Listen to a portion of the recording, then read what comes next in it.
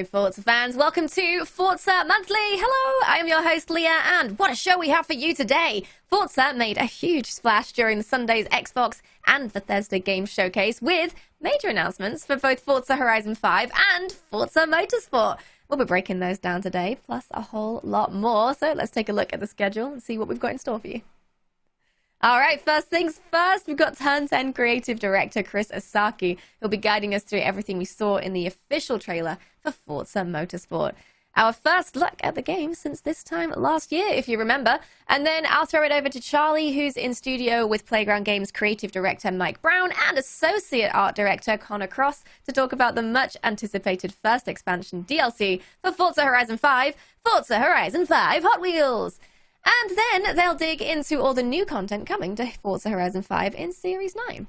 After that, one of the Forza community's most renowned livery artists, PCG Stuzy, joins us for our community spotlight. And then it's back to Playground Games for even more Series 9 content. It never ends. And then Ellie and I will be catching up on all the community events, including a look at all the new community features on the renamed and redesigned official Forza.net website. Talk about a lineup. There's a lot to get through here, so as always, every single month, let's just get straight into it, shall we? I'm incredibly excited to chat with our first guest today, Turn 10 creative director Chris Asaki. But before we get him on the line, I think it's only right that we take another look at the Forza Motorsport official trailer that actually debuted at the Xbox and Bethesda Game Showcase earlier this week. Check it out if you haven't seen it already.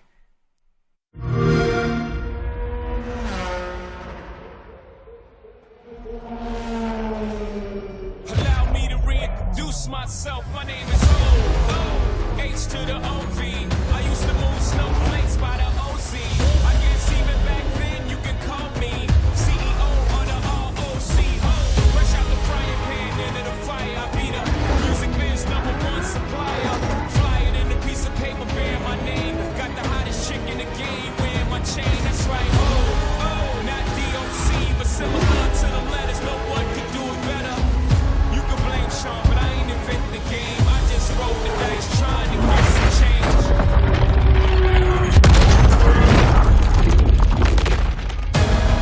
I done came through the block, but I ain't invent the game. Still alive, it's in my veins. Only God can judge me. Only God can judge me, so I'm gone.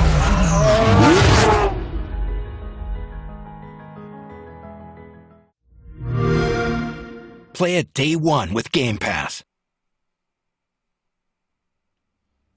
Let's welcome Chris Asaki back to the show. Hello, Chris. Good to see you. How's it going, Leah? How you doing? I am doing well, thank you. Last time we spoke was actually back in December. Every time we speak, it feels like a lifetime ago. We talked about a lot of things to do with the new Forza Motorsport, but particularly at that point, how the team was working on the car suspension, right? And ensuring the different simulation elements in the game were like really realistic. Well, we just got a first look at the first Motorsport gameplay last Sunday at the showcase. And I mean, I have to say, I was watching it on stream. I saw you on stage. I was like, it's Chris! Yes! Always feels good to see a familiar face. That's cool. Absolutely. But Thanks, you were there, you were talking about... it's a pleasure to see you every single time. You were talking about the new Forza Motorsport, and we saw quite a lot of new things. So it was really nice being able to see everything we've spoken about of the last year of conversations on the show here and actually see it, pardon the pun, in motion. So it must have been fantastic to see that on screen for you as well.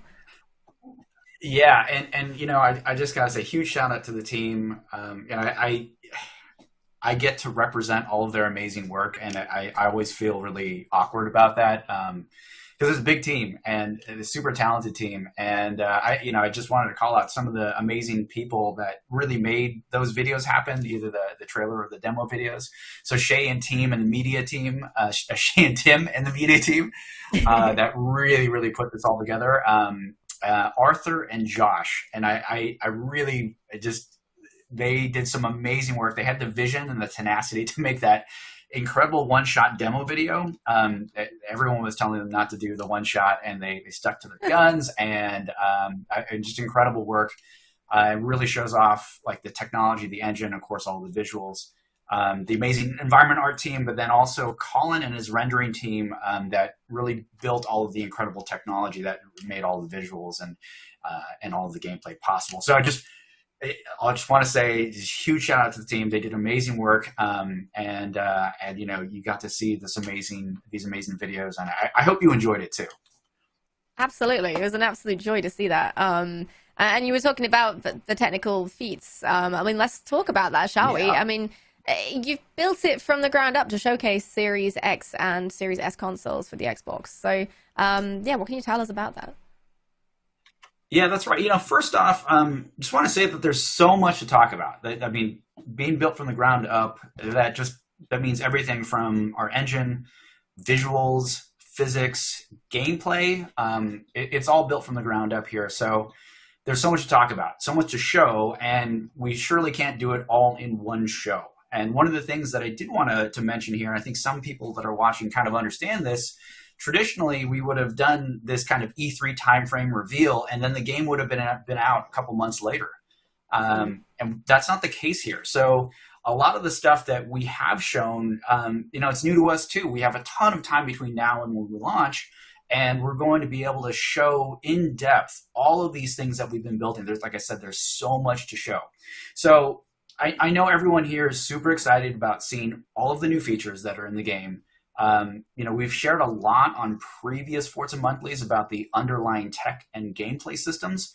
You know, and I'm going to hit on some of those again today, but I would please go and check out the year in review post on the new Forza website. So go and check that out. There's a lot of that info all collected there. And I just want to call out things like our multiplayer mode has the whole race weekend structure with open practice and qualification and scheduled races with tire and fuel strategy. You know, we're going to do a deep dive into the entire multiplayer mode and on a future Forza Monthly. Same thing with the career mode on a future Forza Monthly. We're going to do deep dives on all of these things. The different modes of game, they're all new. So, like I said, there's a ton of new stuff to talk about being built from the ground up. So what I'm going to start with today is about our tracks, some of the lighting models, some of the physics and gameplay that you saw in the trailer. You know, the tracks, as you saw, they just look, I think there's a true generational leap in the visual quality of all of the tracks that you saw. So they're built from the ground up. You saw some amazing new tracks, new to Forza, but also in particular Maple Valley that had been, you know, in Forza Motorsport since the first Forza Motorsport. And even there's some community videos that have shown like the evolution of Maple Valley since Forza Motorsport 1 through 2 through 7, and now even and showing some of the visuals from the new Forza Motorsport. And I think you can really, really tell just how much of a visual leap we've made just in Maple Valley, right? And it goes to show just how much quality we're getting out of the complete rebuild of all of these tracks. Laguna Seca is another great one. Like we showed that a while back at a previous E3, and I think you can tell like the visual quality there is incredible. It's been in Forza Motorsport since also the beginning. Laguna Seca has always been there. One of my favorite tracks. But as you see it in this trailer video, it just comes across as ultra realistic. We laser scanned the track, tons of new detail in the actual track itself, like the detail of the surface. And you know, with all that laser scanning, with all the physics improvements that we've made, you know, all of our tracks, whether they're new to Forza or whether they're returning, they're all new. They're all built from the ground up, and they look amazing and they drive amazing because of that. All of these improvements we've made, whether it's laser scanning, whether it's all the physics improvements we've made. So I think you've seen it. The proof is in the pudding there. Tracks look incredible. They're all built from the ground up. Now our lighting model, you know, we made a big deal in the demo about our real-time time of day, our dynamic time of day. It's a big deal, and I think we'll go in detail about it a little bit further. I hope to kind of touch on this a little bit further, but it's on every track. Our time of day, our new lighting model, something that wasn't really available on previous generations of motorsport, like time of day on every track. It is now there on every track. That's what these new systemics in how we've built these different tracks, and the systemic lighting model for us allows us to do that.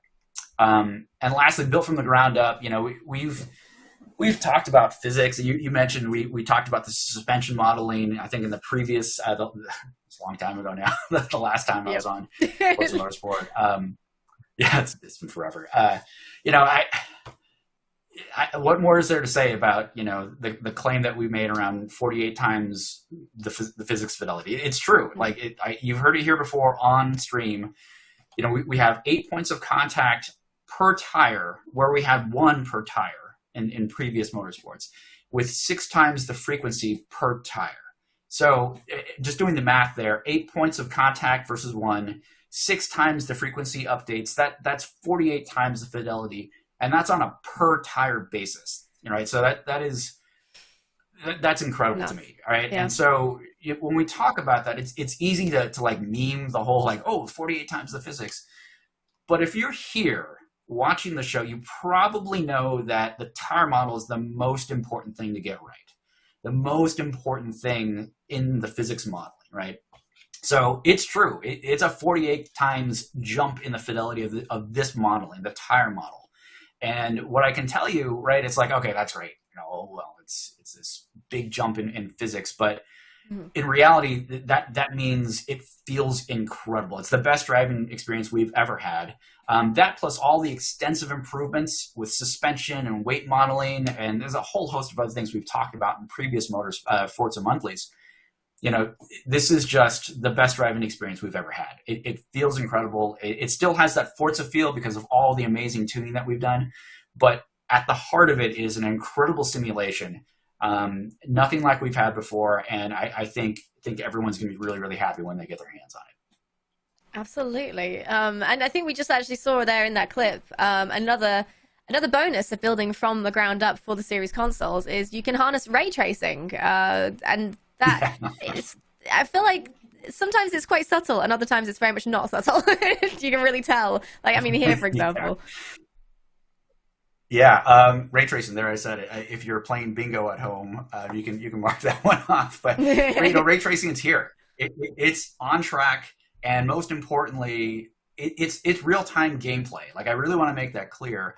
When we say on track, that doesn't mean it's only in replays or it's only in photo mode on track, and they're just being they're being funny with words. We're not trying to mislead you here. When you are racing, when you are playing the game, ray tracing is on. I just want to be really clear about that. So when you're playing it, like I said, it's a level of immersion there that it can be subtle at times, but it's a thing that really just pulls you into the visual and the experience, unlike we've had before. So when we talk about ray tracing, yeah, it looks amazing. It looks photoreal. It looks super immersive. You get that in gameplay, and I just want to be really clear about that. In this trailer video, you're actually seeing some amazing stuff with ray tracing, but also something that I wanted to call out in non-gameplay, so not racing. We even have a full global illumination with ray tracing capability, and you saw actually some of that in this trailer. So once again, not gameplay, but in some cases, you can even see some amazing full global illumination with this real-time ray tracing. And I think that's incredible, right? So it just goes to show once again how far we've come from the ground up with our lighting and just with this ray tracing, about how immersive and how much of a visual leap we've made because of these new consoles and this new power that we have at our hands.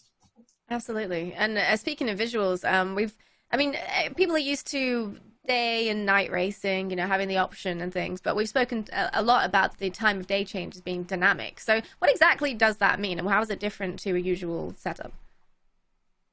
Yeah, thanks for asking. Yeah, there's we've had time of day in previous motorsports, but in this case, when we say fully dynamic time of day, full 24-hour day and night cycles, and it's on every track, and there's new dynamics in that as well. So I think you saw in the trailer, there's some fast forwarding through time where you can actually see this time of day transition, like that's something that you can control in the game, right? So in previous things, you didn't really have that level of control. You're able to set things like, oh, we want 24-hour day-night cycles to be a certain, take this amount of time or that amount of time. We want it to be a full 24-hour time. These are things that you can now set, and we'll do a deep dive into kind of things like free play and other options here that will really detail out, what those options are that are player facing that you can set. But once again, it's fully dynamic, and there's even additional things with accurate sun positioning, and weather. Like, we haven't really gone into details here. And we'll do that on a future Forza Monthly, where there's just so much here to kind of talk about and detail out, because it affects gameplay, right? This is the other dynamic that I think is just super, super meaningful to me. Maybe not to everyone listening, but things like, I touched upon in the demo video, these time of day changes actually affect the ambient temperatures on the track, right? It's this whole system, right? Sun comes up, it heats up the world, and things like the actual track temperature, the actual track surface temperature, that changes in time, right? Like, when the sun is out, it heats up the track. It changes how much grip you have on the track, right? Sun goes down, it cools the track, right? This happens. We're simulating all of this. So when you're driving, if you're going through a 24-hour day-night cycle, right, you're actually feeling these changes in grip over time. And I think I think it's really, really cool. And so that's just one of these new dynamics that we have in the game. We also have things like, and I think I touched on in the demo, we got rubbering in this time around. So, anytime you're driving around, you leave a little bit of rubber on the track. The longer that goes, the stickier that racing line becomes. That's another thing that it's going to be changing over time, that new dynamic. So you add that, you add these track temp changes with time of day, and then the weather on top of all of that. You just have this changing gameplay of how you're approaching the track, the feel of the track as you're driving around it. And that just plays so well with all of these new tire dynamics that we have, whether it's the multiple tire compounds or whether it's the new fidelity there in the actual tire modeling. So time of day, it looks amazing. It's this cool new dynamic, but really when it comes down to it, like, what it does for the gameplay is just, it opens up a whole new lot of depth, subtlety, and it's just great. It's just really cool. Yeah. Doesn't just affect the lighting, making it light and dark. There's a whole system there in place. That's awesome to hear, actually.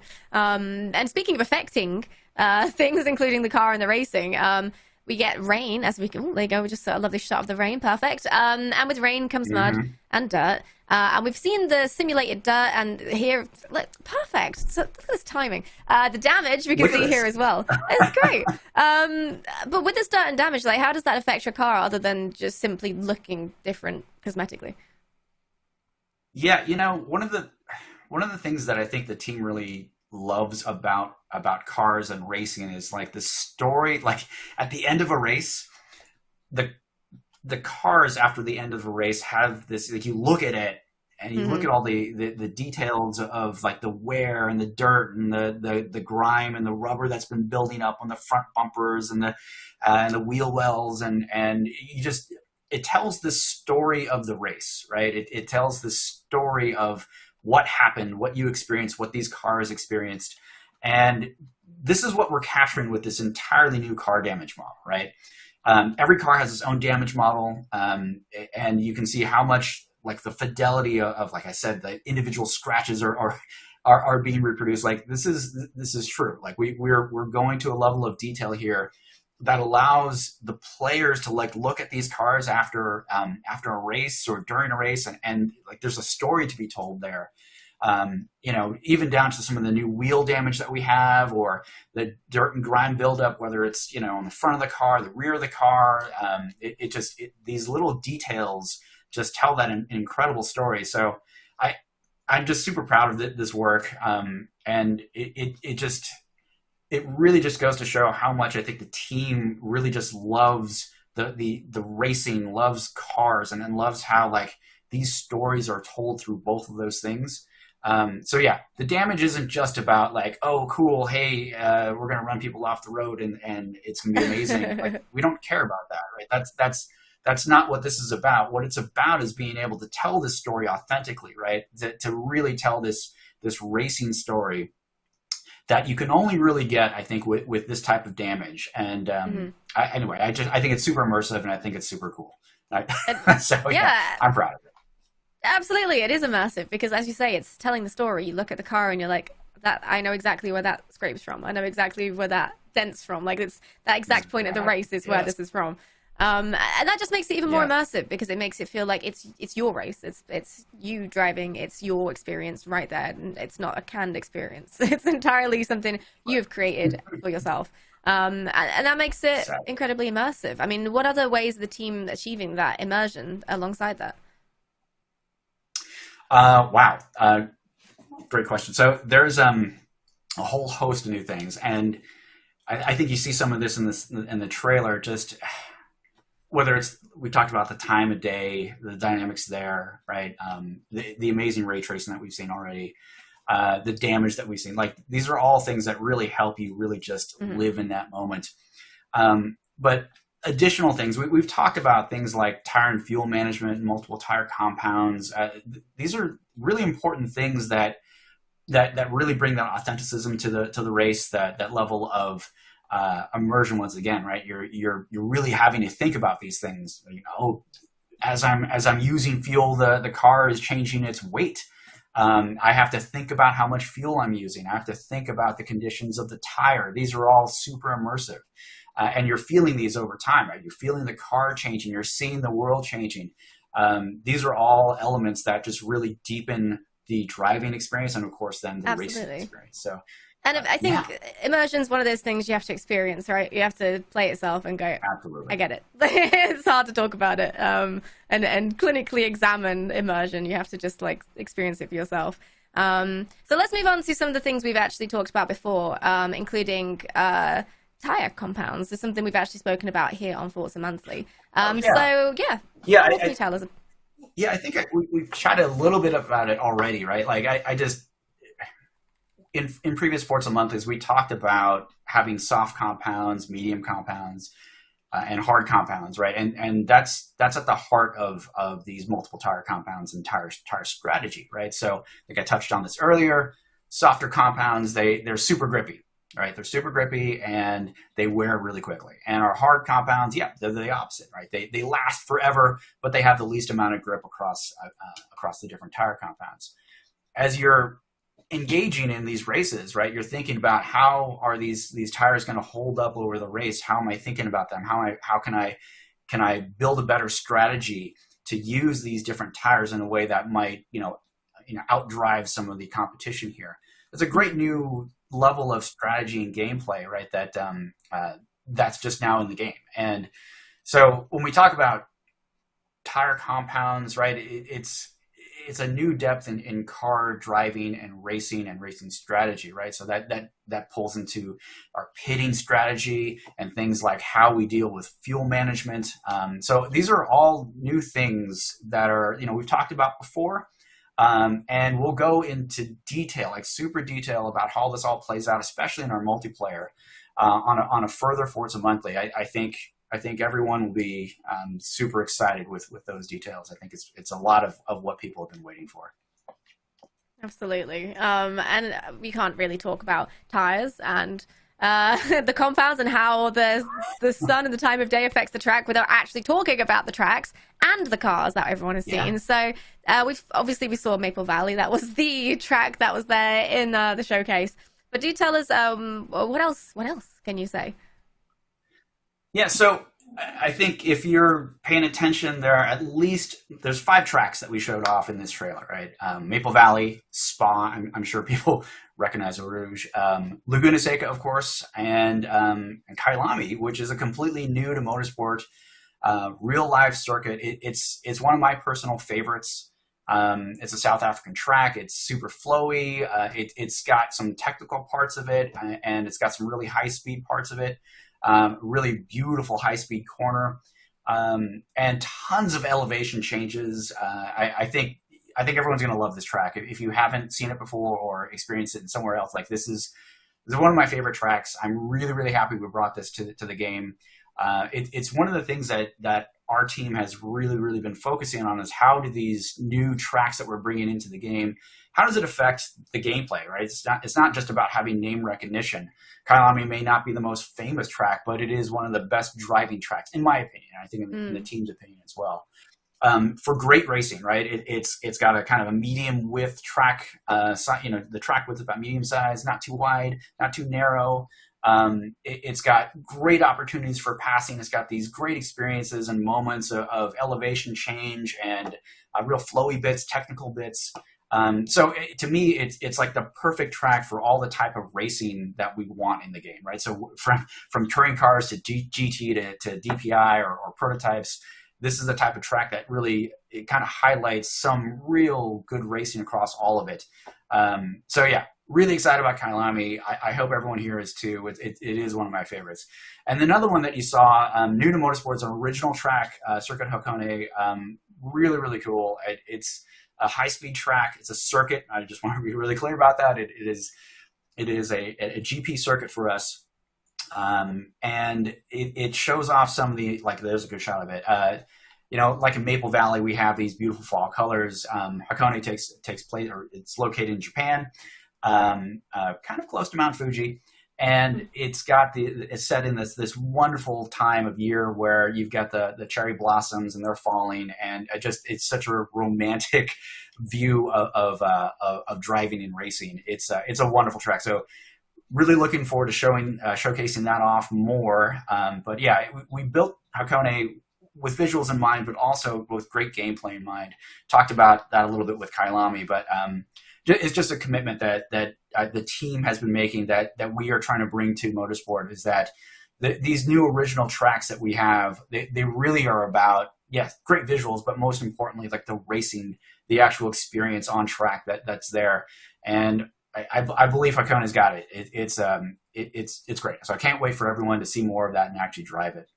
5 tracks. Like we are not just, we're not like releasing the game, a couple weeks or a month from now, but you've already seen 5 tracks, 2 of which are completely new to the game and the series. And I think that's really important. Like, we have a bunch more tracks to show off, and there's going to be new tracks as well. Amazing. So we got a ton of time, and we're going to go in depth about all of these new things that are coming. And that's just on the track side. So I'm super excited about what we've shown. They look amazing, and they drive amazing, right? So on the car front, wow, talking a lot here. That's what the people want. Yeah. So I think there were about 37 cars shown collectively between the trailer and the demo videos, right?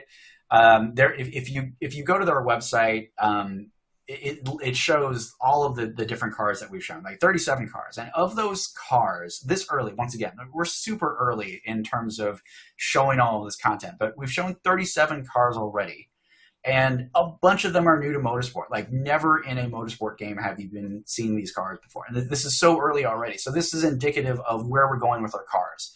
It's a small sampling, but it should give you an idea of what we're building, what we're focused on, and the car list that you should expect to see when we launch, right? So lots of GT cars in there, lots of new GT cars in there, some new DPI cars in there. I personally love that the AMG GT3 is in there. Like, that's one of my favorite cars. It's a beautiful car. It kind of harkens back to the Viper kind of body style, the Daytona Coupe body style. It's one of my favorite kind of silhouettes there. Love that AMG. It's from 2018, and it's one of the older new cars that we show. Like, that's incredible to me, how many of these cars are completely new, not just to motorsport, but super modern and super focused on motorsport. So that, I just want to be clear, like, we did choose these cars to kind of show off like where we're going and hint about, like, we're focused on modern, we're focused on motorsport, and I hope this gives you, if you're watching now and thinking about, what cars can we expect, I hope this gives you a taste of where we're going, and I hope we can deliver that, across the entirety of our car list. So expect a deep dive on that car list when we get closer to launch, but until then, I think this should give you a little bit of a teaser about where we're going there. Absolutely. We've got to drip feed the information. Sorry, guys. It's necessary. Patience. Thank you so much, Chris. It has been a pleasure, as always, to finally be able to show the world what you and the team have been working on. Thank you so much for joining us. Thanks again, Lee, and thanks, everyone. Hope to see you all soon. Hopefully.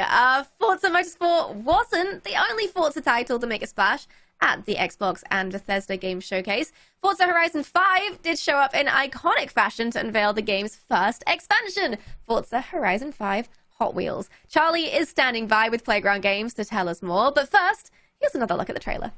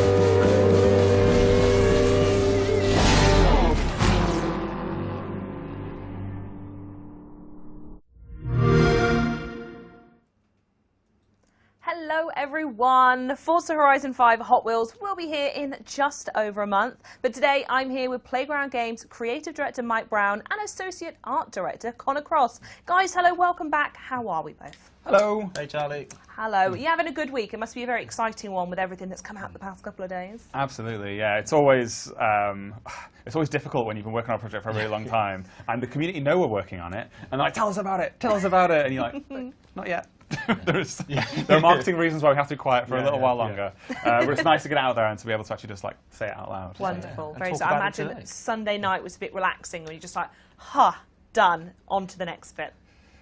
That was the perfect response. No further questions. Right, Mike, you first. I'm going to start grilling you. So the first expansion, as you said, is on its way to Mexico. We've seen Hot Wheels in Forza Horizon before, but Forza Horizon 5 is going to take Hot Wheels to a whole nother level, literally, because we're heading to the skies of Mexico this time. So what can players expect from this shift? Yes, so first of all, obviously people will be aware that we did a Hot Wheels expansion for Forza Horizon 3. It's been a little while. It had been one of our more popular expansions. It's certainly been one that the community really loved and had been asking for more Hot Wheels content. But we wanted to only do that when, one, it felt like the time was right, and two, where we had a really good concept for something that was kind of new and fresh and made it feel like a real new experience. The idea that we landed on with this was this idea of this theme park for cars, where you bring together really distinct, high-contrast kind of driving experiences and biomes, mash them all close together, and create, as I say, this theme park for cars. It really tests the player's driving ability and gives them loads of fun stuff to see and experience. But in the real world, it's kind of difficult to have canyon meets glacier meets tropical forest. Yep. So we thought, well, what if it was a theme park? Then that'd be man-made. Cool, right? It'd be very cool, but it'd be man-made. You'd kind of build that yourself, but it might look odd on the ground. Yeah. So we thought maybe they've got some really cool technology that can allow that stuff to fly in the sky above Mexico. Unlimited Horizon money. Yeah, it is a great narrative crutch. When in doubt, could you do this if you had billions and billions of dollars?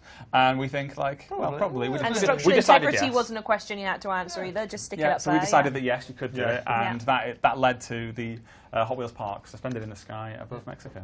Wonderful. So, Connor, over to you now. What was the inspiration behind creating this Hot Wheels park? Yeah, so Hot Wheels, we loved what we did with Horizon 3. Everyone did. Yeah, it was so fun to work on, and finally seeing Hot Wheels on screen playing it was great. we thought, how do we top it? And we kind of actually stopped that and went, let's look at what Hot Wheels means to us as game developers, as people that played with Hot Wheels. And we actually stopped and looked back at all the Hot Wheels cover art and all those really cool illustrations. And you remember on the actual boxes themselves. Yeah, on the boxes. Nice. Going old school with the research. Yeah, we didn't download it. We went and bought some stuff. And then you could have it all in the office, though, right? Yeah. And like you'd set your Hot Wheels track up and you'd put like a cardboard box next to it, and you'd be like, that's a mountain, that's a volcano. And with all of that stuff, we kind of realised, well, why don't we just build epic scale and make you feel really small in a big world? In the same way that kind of Hot Wheels does make you feel really small. And yeah, we decided to as Mike said, go all in. We've done 4 super diverse epic biomes. There's Forest Falls, which is giant tree canopies that the track can weave in and around, and a super dense canyon that's, I think it's 3 to 4, maybe even more times bigger than our Copper Canyon in Mexico. Oh, blimey, okay. And then we've also done the Ice Cauldron, which is a volcano, an active volcano that you can drive in and around with all these glacial shelves as well that the track can go through. Amazing. And before I'm going to ask some questions about the biome in a minute because they are stunning. The volcano we saw in the trailer looks explosive, quite literally. But it feels like this time last year we were sat here talking about the clouds in Forza Horizon 5 because I know it was such like an impressive feat that you guys did. It was like HDR photo capture and whatnot. And I find it fascinating that last year we were talking about what we're looking at above us, and now we're actually up there. So how did that come to fruition? Did any of that tech come into play when you were putting the game up in the sky? Certainly, yeah. We took all of those skies. We kind of handpicked the sort of most glorious ones that the best pieces. The things that kind of really spoke to Hot Wheels fun and made the track look really good. We did a little bit of tech wizardry to offset the horizon, so we distorted those skies. And then our VFX team created a big cloudscape that sort of rolls and moves around. Amazing. Matched it to all the clouds, so we can have some track that kind of goes in and around. As you actually have to get to the park, there's a cool bit where you have to get through those clouds as well. So the clouds that you see on the ground are actually, to some degree, the clouds that you're going to be seeing in the expansion as well. Inspired by. No, I love that. It's nice. Yeah, there's all these connective tissue between the two. Yeah, you can see some clouds, and then you can actually get really close to them as well, and they do connect to the sky. Amazing. And it may not be obvious as well, but like clouds are just one of the most tough things in rendering. It's really hard to generate clouds that actually look and behave realistically. So it's a huge credit to the VFX team to be able to pull it off. That's normally the kind of tech investment you do for a new game rather than for an expansion. Another really tough challenge is waterfalls as well. We had a couple of waterfalls in the base game, but again, they are very, very challenging from a rendering perspective. But Forest Falls has something like 20 kilometers of waterfalls. It is almost all waterfalls, and a real achievement, I think. For the VFX team. Hats off to them; they've really nailed it. Amazing. So we'll go on to the biomes now. So, in fact, where is it? The biomes are absolutely stunning, and the expansion comes with, as you've said, 4 biomes. So what did you set out to do when you were designing these? Did you know what biomes you were going to do based on successes of Forza Horizon 5, or was it pretty much getting toys out the box and your imagination was just there? So a part of it was inspired by the toy line. As you were saying earlier, it's like when you get a Hot Wheels toy set, it'll have usually a little launcher, some Hot Wheels orange track, obviously the cars, and then on the box it'll have a picture of an epic canyon, and it's kind of telling the kid you need to imagine that bit because this is the bit that's a toy and the rest of it's in your imagination. So we were kind of led by that and the kind of pictures that the stories that they were telling through their own packaging.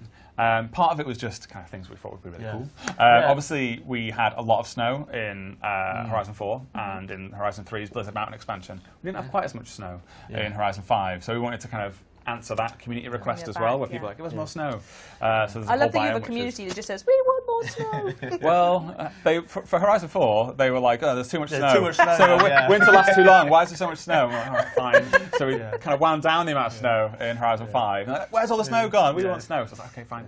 So here's some snow again. Another thing, though, was gameplay. We really kind of wanted to go...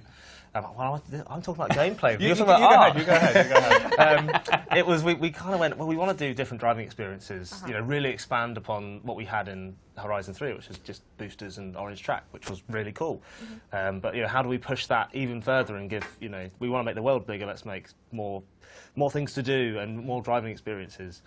and we were looking at what would be cool, and we started looking at like, well, it's in the sky, and started getting all like elemental about it, and we were like, we got sky, well, we got fire, we're like ice track. Oh, we could put that. And we need a snowy volcano or something. You could be like on an ice track going through there, and then we're like, oh, we've got water flume track. So there's a track now that's like it's like a big sort of rapid slide that you get at a water park that kind of goes hand in hand with the sort of theme park vibe as well.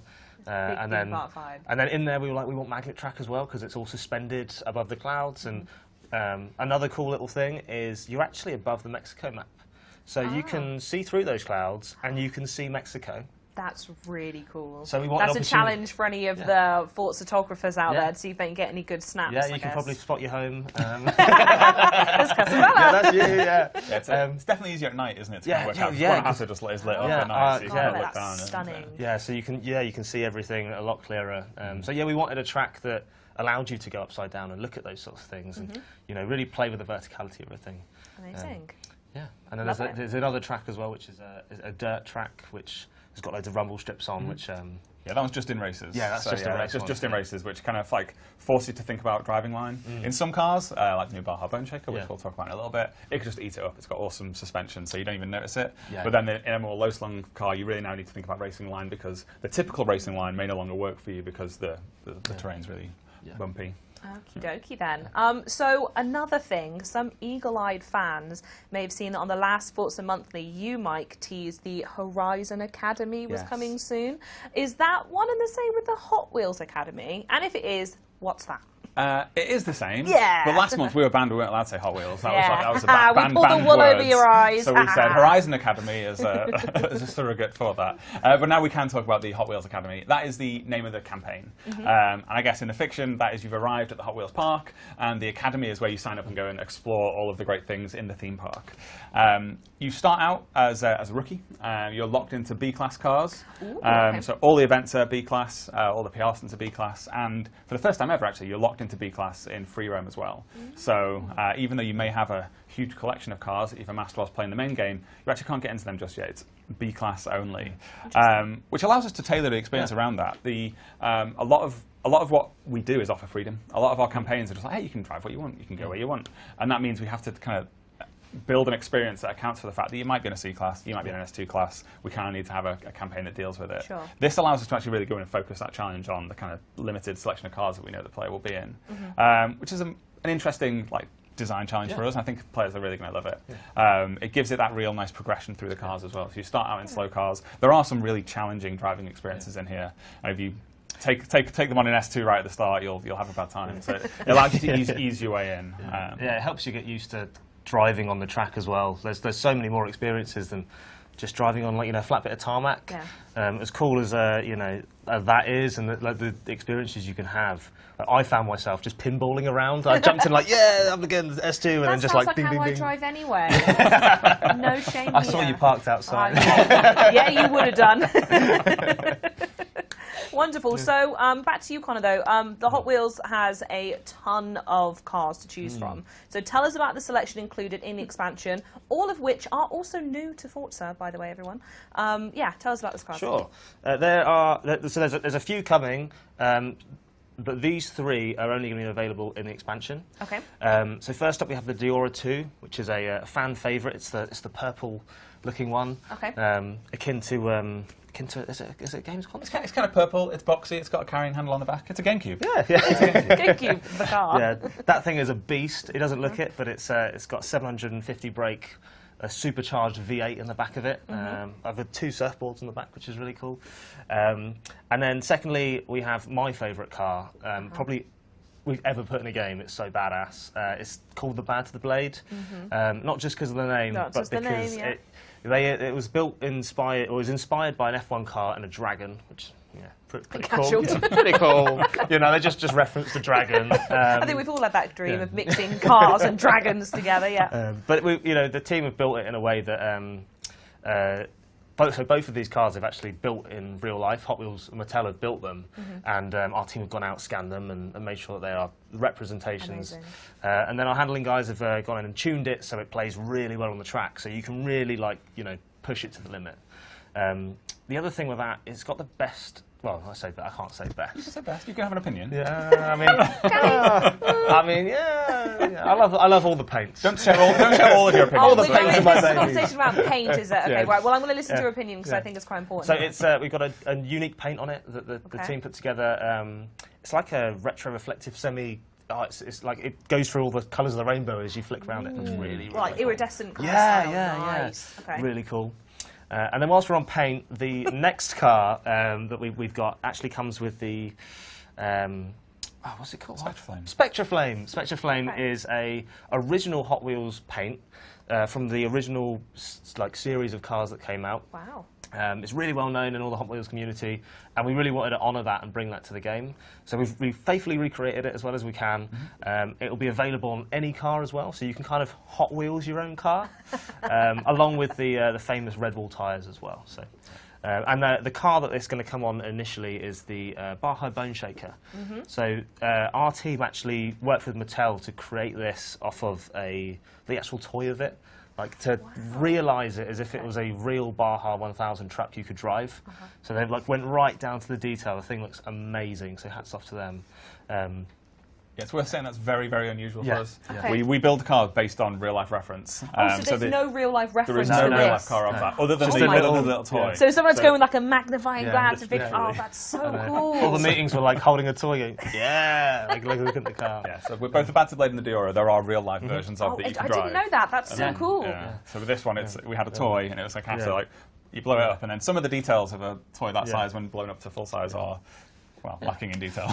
So we have to go and fill in all the blanks there. But we worked with the Mattel design team as well to kind of fill in. Yeah. those That must have blanks been on interesting scale for there. them as well, seeing their tiny little cars. Oh yeah, their feedback was so different from ours as well about what they thought was really important, and it made it so much more impactful as well. Like we were trying to make it, put the mold line in from the toy. They're like, no, get rid of that, make it look badass and real. And Yeah, it was Yeah. like they had in their imagination what that would actually look like if it was real. Because they had Yeah. feedback on the light clusters, didn't Yeah, they? yeah. We made the light clusters look like they do on the toy, but they're like, no, because if it was real, then it'd be like this light cluster off Yeah. whatever truck. Yeah. It's like, oh, right, okay. So it was Yeah, like like they big actually had roll cage in it. Yeah, Yeah, it's they had an great. imagination like what that would look like if it was full size, and they were Yeah. steering us to do it like that. It was really a really fun car Yeah. actually. And then it's weird that we've put in a cross country, a Baja thing on an orange track DLC. Okay. But surprise, you can play. You can drive in all. So there's 3 big biomes, those big plateaus. We've made sure that nearly all of that surface is drivable. So there's some really great cross countries. You can really get in and tear it through all the landscape, jump on and off the orange track. There's bonus boards hidden and scattered throughout. Oh, that's exciting. That's my favourite part. It's getting the new roads and finding all the Yeah. boards. Those are my favourite things. We do have a new collectible as well. We don't do, do yeah. the tank balloons, which are Ooh. complimentary alongside. Yeah. This guy. Here It's he like, is. This guy. Tank We've has- blown him up and stuck him in the Yeah, sky. We did. Tank has stolen the set of drones, and they're hidden all over the world. But you've got to do some really cool jumps to get there. Wow. Yeah. That sounds amazing. We did see some other cars that made an appearance in the trailer you're seeing at the moment, folks. So what about those? Where do those appear?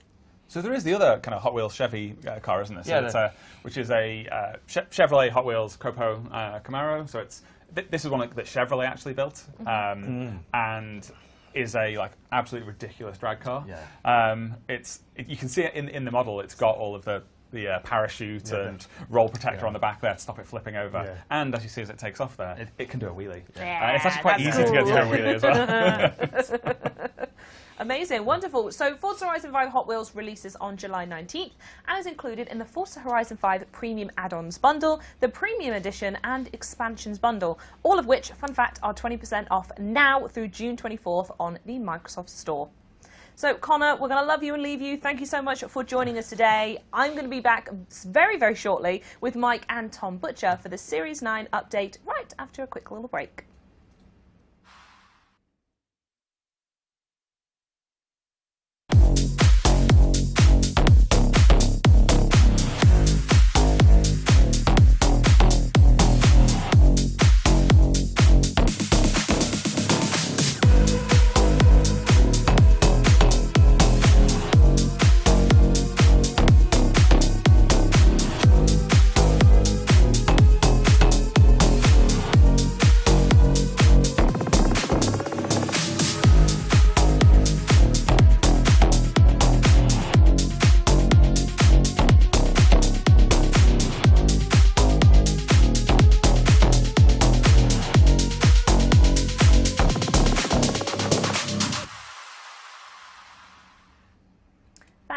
as always, for sharing all your amazing photos. And make sure you use hashtag ForzaShare on your Forza photo post for a chance to get featured in-game, on social, and on Forza Monthly. But it is now time, as I said, for Forza Horizon 5 Series 9 preview. And I'm pleased to welcome Playground Games lead producer Tom Butcher back to the show. Hey, Tom. Hey Charlie, how's it going? I'm great. How are you, my dear? It's 26 degrees and I'm wearing jeans. Yeah. Pretty warm. Oh yeah, we were saying earlier you didn't get the memo about the knees today. It's all about legs today. No, but it's themed because my legs and feet are like wheels on a human, and it's hot and it's wheels. We're doing Hot Wheels. I guess legs are like human wheels, aren't they? I've never really They thought are of that before. almost exactly like that. You're true. And on the word theme, what is the theme for Series 9? And is it knees or is it something else in It's game? Hot Wheels. Oh, We're of celebrating course. the announcement of the Hot Wheels expansion. It for- was right there. What synergy? What synergy? I know, right? Right, should we have a look at the festival playlist then? Yes, Yeah, yes. let's do that. So, Dig in whenever you're ready. So obviously the expansion is out next month in a little over 4 weeks, Mm-hmm. and we thought that we would spend the period between now and then celebrating Hot Wheels. Road to Hot Wheels. The road, you could call it that. It is the could road to call Hot that. Wheels. We've called it Hot Wheels. Maybe we should have called it Road to Hot Wheels. It's probably not too late to change that, right? Make That's a mental note. So yeah, this is Series 9. It's Hot Wheels series, and straight away we've got some Hot Wheels cars there. We've got do indeed. the Twin Mill. Obviously, was there at launch for Horizon 5. Twin Mill. I love this because of the wild, like exposed engine blocks, which make it very difficult to run in cockpit. Car with worst visibility ever. Yeah. Yes, Yeah. exciting visibility, but bad as well. Terrible. And you can have that terrible visibility in cockpit for 80 points in the Series Fancy 9. We've also got the Ferrari Dino, which Mike had a great fact about before the show. Named after the Flintstones pet. Yep, Dino. So, No. start. Probably really offensive. Probably upset Ferrari. Yes, Why did you make yeah. me say that on camera? It's Dino Ferrari, the son of Enzo Ferrari. Yes. Yeah. Right. Yeah. Cool.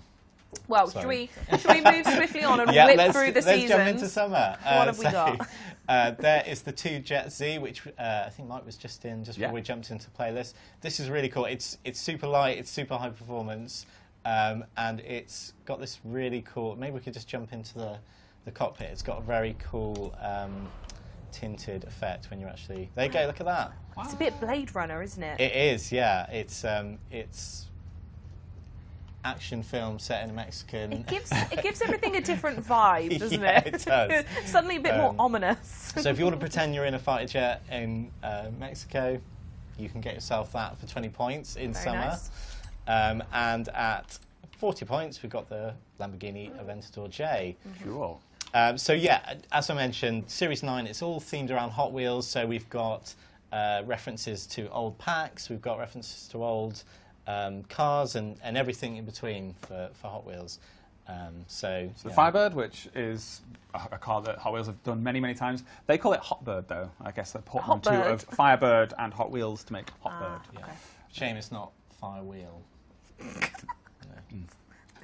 You're on one today, aren't you? Never mind. Never mind. Musclemania, the trial, you can get yourself the Corvette. And yeah, that's. I think Musclemania is a Hot Wheels reference as well. I'm sure it is. We're not going to I'm call out certain. all of them. It is. I think it is. Vaporized Camel is not a Hot Wheels reference, but it is the author of our great featured event lab in summer, the Caldera Coaster, Fly Over the Crater. He reads it for the first time while live. That's in a second. It's the Caldera Coaster, and you can get yourself the Chola if you complete that. That's Troyer, of course. Yeah. Um, Asphalt Assault, there is a Plymouth Cuda available for you if you complete that. Swamp Rally, which is also a set, Hot Wheels set. You can get yourself the Dodge Charger. And, there he is, the Bone Shaker. There it Completing is. the Thrill Racers Seasonal Championship. You can get yourself that legendary Hot Wheels car, which you did the initial drive in Horizon 3 in. you did. This is And the we've 50th got- anniversary edition of it. Yes, yeah. I was going to say, we've got something new right on the end there as well. What's that? Oh, look at this guy. Yes. So this is our brand new new series rivals that sits alongside our regular rivals. And this is what we're calling Forza EV. It's a chance to showcase all the great electric vehicles we've got in the game. And so every series there's going to be an additional rivals event there, and it's going to have a different EV in it. And this one's got the Lotus Evija, and yeah, there's another Cool. chance to do some hot laps in. Cool. Awesome. Great. Autumn. Yeah, Let's go to blast autumn. through another one. Go. Yeah. So, season reward, a new car for the series. So this is the Barracuda. Yeah, Plymouth Barracuda. Which I think we're going to take a little quick look-y afterwards. Cool. So that's 20 points. And then we've got the Neo EP9, which we added in Series 4, I think. And yeah, that's a Chinese, I think that's another EV as well. It is an EV, yeah. Yeah. And that's available for 40 points. And then we've got oldies but goodies in the trial. You can get yourself... It's got a Countach there. That is both old and good. Yes. Very accurate name of the event. It's getting increasingly older as well. That does happen as time moves forward. Time is just slipping through our fingers like grains of sand. We've got Arc Raiders presents Arc Sky Park Hot Wheels Tribute, a fan tribute to the Forza Horizon 3's expansion called Hot Wheels. Little did they know. Little did they know, I know. Stop signs mean slow down, designed for convoy play only. We have tried this not in convoy play, so we know it is still fun if you're just on your own. But yeah, thanks Arc Raider for that. That's Yeah, there it's anything else? very timely. very timely. Oh, yeah. look at this. This is different. Yes. So this series, remember on our seasonal playground games when we do these, you'll be cycling through different playground games events through each round. This one will be Flag Rush, and you'll be doing Flag Rush for all 3 of those rounds. So something we're just trying changing things up, and you can get yourself a VW Beetle for completing that. Cool. Tuners. Get yourself the 67 Corvette for completing that. Orange and blue. Those are popular colours. Those are colours that Hot Wheels use. Yes, and you can get yourself an Aston Martin Vantage. It's a thematic thread running throughout. I'm actually constantly finding So what about that championship is orange and blue? What's the thing? Well, the pitch has an orange and blue car in it. Oh, that must be it then. Is that like the long and short the of it, eligible is it? cars for all orange? No. Oh, right. Moving on. I'm moving on. Yeah. So now it's like strong themes just running throughout the series. Yeah, really strong. Yeah. Drag strip demons. We've got Challenger has the last laugh at the drag strip. So yeah, who knows what that can mean? Probably some YouTuber will show you. Photo challenge, not Forza challenge. Photograph any rally monster at the Grand Patano. Is the Swamp Beast, is that a Hot Wheels thing? I think it is. Yes. Cool. Yeah. And winter? Winter, we've got the Dodge Super Bee, which we're also going to take a look at. I've got some fun facts about that. 20 points, that's another new car for Series 9. And the Zenvo ST1. Cool. That's 40 points. And then skipping along, we've got Trial Mustang Mania. Ooh. And there's a suite of Mustangs in this, well, there's 2 in this photo. Two in this photo. Right. I assume there'll be many more in the event. Yes. But you get a chance to get the 71 Mustang, which is the facelift version of the Gen 1 Mustang. Mustang Mania. Mania. And then FaZe Recon presents, strap in for this one, Sky Castle Circuit, race across the bridge and through the courtyard into the castle. Then through the park, up onto the ramparts, into the first bridge, across the rooftop garden and through the clock tower, then out the back entrance for a jump back to land. Enjoy. It sounds like a walkthrough. Thanks, FaZe Recon. I feel that was such a vivid description of what the event's going to be. I feel like I've already played it. Yes. And you could get yourself an NSX, which is rare. So I recommend jumping into that. There's a Hummer on offer for All Stars. And the Ford F-150. Baja Blazers. The Baja Blazers. The Baja Bone Shaker is part of the Baja Blazers series. Kind of disappointed they didn't go Blazers with a Z. It kind of feels like it would have been. Yeah. Hashtag Speed Team. Photograph any hypercar in the Copper Canyon. They've decided to do the Esco, but feel free to choose any hypercar. And you can get yourself Horizon race gloves. Epic Horizon race gloves if you do that. As well as 2 points towards your progress. Should we check out spring then? And then we'll come back onto clothing very shortly. Yes. Oh, look, a Hot Wheels Metro. So this is so a new cool. Series 9. This is part of the Hot Wheels Legends pack that we released on Horizon 4 not long ago, actually. It's kind of, was it last year? Start of last year? I feel like it was. Yeah, that feels like a very long time ago to me. It is a long time ago. Over a year ago, we released the Hot Wheels Legends car pack in Horizon 4. But then you had to pay for it. But now you just have to play for There it. it is. So there you go. There we go. It's got those really cute little dice on the engine block. And it looks to have more visibility issues on that one as well. A little bit. Yeah, yeah. You kind bit. of front to the left when it's driving. You just have to hope nothing goes on the right. Yes. Sure. Yeah. Yeah. And the Peel Trident. Hey, he's there. 40 points. And then moving on through spring, we have got Main Street Trial. Get yourself the Chevy Camaro. Shady Rio, Hot Wheels Mountain Climb. Turn on reverse before starting the event. Must drive a Class A 800 vehicle. So informative, and yeah, that's obviously slight Hot Wheels theme to it. Okay, Whereas cool. They've called it Hot Wheels Mountain Climb. So Slight theme. Named it Hot Wheels. really lent into it. Thank you, Shady at Rio. Yes, and you can get yourself the Mustang S5 for completing that. Mustang Mania. Seasonal Championship. Oh, yeah, sorry. Video games, yeah. Yeah, we've got another. So that will be survival games for all of the rounds. And there's the 1970 GT70. Seasonal Championship Exotics. There's the Ferrari 365 GTB4. And there's Hot Tuners. Again, there's that Z on the tuners. And you get yourself the 911 GT3. Not the brand new one we had last series, which very popular with players, but still a great, cool car. Very cool car. Speed Machines, German Sport Hares are lightning fast, splitting any zone in 3. Oh, what could it mean? Is a hare and a rabbit the same? Oh, Not really, are they? no, they're different species. They're best friends. They're, similar. Yeah. They look alike. Yeah, Similar that's it. silhouette. They've got long ears, they eat carrots. Photo challenge, hashtag Street Beast. Photograph any modern muscle car at the Horizon Street Scene Outpost. It's a super cool place to take a picture of a car because it looks pretty killer. Yeah, it doesn't say you've got to do it at night, but you should. You should absolutely do it at night. In fact, yeah, new rule. Do that at night. Right, amazing. So that was a very quick look through there. I did call out that there are some great clothing rewards littered throughout for Hot Wheels. So I don't know how you want to go about seeing them, because I know you want to show these cars off. Well, so we do you want can to come show back off the here, we can- cars? Do you want to do the clothing? Let's stick to the script. Let's not deviate too Yeah, much. script? How dare you? Fine, let's just go off script. Behind the curtain. Let's have a look at the clothing. It's an original thought.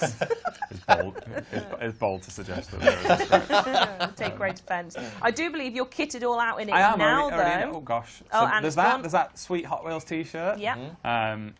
And I've already got on the rest of the Hot Wheels garb. So Hot Wheels hat, Hot Wheels Stunning. dress, Hot Wheels socks. Very, very cool. What kind of event you're going to? You've kind of pulled that out of the wardrobe. I'd wear I mean, I that feel like to I'm going to, like, almost anything ever. anything. It But truly especially, I'm working the booth on the Mattel stand at the London Toy Fair. Yes. Horizon Driver has arrived at the Met Gala. would. Amazing. So those are the clothing options. Should we have a look at some of the cars? Yes. You're bringing back 5 Hot Wheels favourites, but which are those? What have we got? Well, we're in the 2 Jet C at the moment. We also had the Metro that we saw in the playlist. Nash So Metropolitan. those 2 cars are available as part of the series playlist. Yeah. We've also got the Ford Mustang. Yep. We have got the, he glances down at his notes, the Nash and the Rip Rod. Now, not all of those cars can be got through the series. I was going to say there's a series twist playlist. on earning some of these. Yeah, isn't yeah. there? So we've put some of them into wheel spin. So the Mustang, the Rip Rod, and the Julie are all available in wheel spin. Yeah. You'll also be able to get them as part of the campaign in the expansion. Yeah. When that launches next month. And you know, as with all of our cars, they'll also fold back into our rewards in a future series. But we also have a couple of cool cars that I think we should take a look at. Yeah, sure. Yeah. No, are we doing that now? Yeah, we can do that Do that now. now? Okay. Yeah. Am I getting out of this thing? You could get out of that thing. Okay. What are we so getting we into have, first then? I think we should look at the Barracuda. Barracuda. Yeah. Okay. Just a quick peeky. So what makes this one so special? Why did we beeline straight for the Barracuda? Well, it's gorgeous for a start. Fair enough. That is So- a valid answer, yeah. So this is the Plymouth Barracuda. Plymouth, the manufacturer, interestingly, not named after the seaside town in Devon or the town of Plymouth, Massachusetts, but rather Plymouth twine, which is a very popular twine among US farmers. Presumably for bail. Yeah, exactly, yeah. A natural inspiration for a car name, then. Yeah, Absolutely. So the Barracuda, Plymouth started working on this in the mid-'60s when rumours were rife throughout the motor industry that Ford were working on a kind of sporty compact car that would go on to become the Mustang. So other manufacturers, such as GM and Plymouth, began work on a competitor ahead of the Mustang's release, and this was Plymouth's answer, the Barracuda. Comes in many different configurations. This is the 1968 version, which is a 280 brake horsepower, 6.3 litre V8, so a heck of an engine in it. And 280 brake for the era is a lot, right? It's a powerful car. And this is the Formula S version as well, which is like a trim package, which you can't really make it out that well. But just next to Barracuda on the bumper there is a small like badge in the shape of a Barracuda fish. So yeah, I can see that. Yeah, it's on the bonnet as well. Very nice. But quite small, I guess, from this distance. While we're talking about names, we talked about the etymology of the name Plymouth. Fun thing about this car was that the kind of marketing and business leads of Plymouth wanted to name it the Plymouth Panda. Oh. And the design team felt that wasn't really fitting for a car that they wanted to be like kind of cool, aggressive looking, very masculine feeling, and they really pushed for it to be called the Barracuda, and that is the car that we got. Fiat breathes a sigh of relief. Fiat breathed a sigh of relief for in the 90s when they would bless the world with the Fiat Panda. Has anyone called a car Panda? Yes! And other interesting fact about this car, celebrity owners. Surely a celebrity owns one. Right, give me a surely. celebrity owner, and then I feel like I've been looking at this car all day, and we need to look at another one. So give me a celebrity fact, and then give me another car, all right? So, a good friend of ours, actually. Friend of Playground, fellow Xbox employee, head of Double Fine, Tim Schafer. Well, there you drives go. a Plymouth Barracuda, just very similar Certainly model to this one. celebrity. In fact, maybe exactly the same as this one. Yeah, it's I believe, his daily driver as well. He drives that to work every day. Perfect. So, Wonderful. there you go. Perfect. Right then, what's my next car? What have I got? So Quick. rather than make Mike change into it, I'm just going to park alongside him because I am in the Dodge Coronet Super Bee. And yeah, this is actually I'm just going to control. Do you want me to change into it? So that, like, No, there you go. I wanted to be able to see the. Did you go into drone mode, perhaps? the looping bumper. I'm in that build, so I can just go free camera. Oh, there we go. Look at that. Secrets. So yeah, I can and fly under the world. I'm a mistake. yeah, if you have a look at the front of the car, you can see that double looped bumper, which is known as Bumblebee wings. Okay, Super sure. Bee, and has the little yeah, Sure. looks like a bumblebee, right? Okay. Celebrity owners include, ready for this, Eminem. Okay. That is actually Yeah. a real celebrity. That's an actual celebrity. Fancy that, not on this show. Yeah. Yeah, he has one of these, and yeah, he's. I don't know what colour it is, but let's say it's purple. We'll drop a message after this and Yes. find out. Yes, But we'll those find are all out. amazing. I love them. And we mentioned, but all of these rewards can be yours by earning wheel spins and completing the festival playlist events in Series 9, which Yes. is available for download on Tuesday, the 21st of June. But that is just part one. Yes, just part one of our Series 9 update. We'll be sticking around to bring you the rest right after our community spotlight coming up next.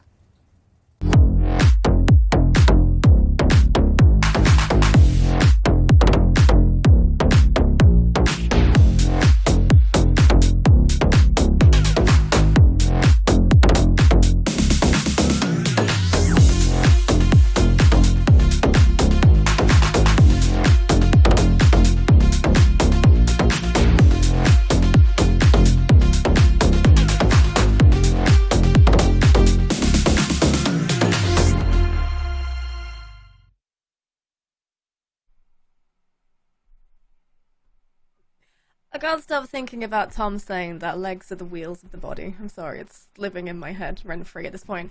Well, moving on, that livery showcase was a lovely opening act for our next guest, which is PTG Stuzy B85. They're a prolific painter who's been part of the community since the early days of Forza, and his stunning designs have graced national newspapers and won international competitions.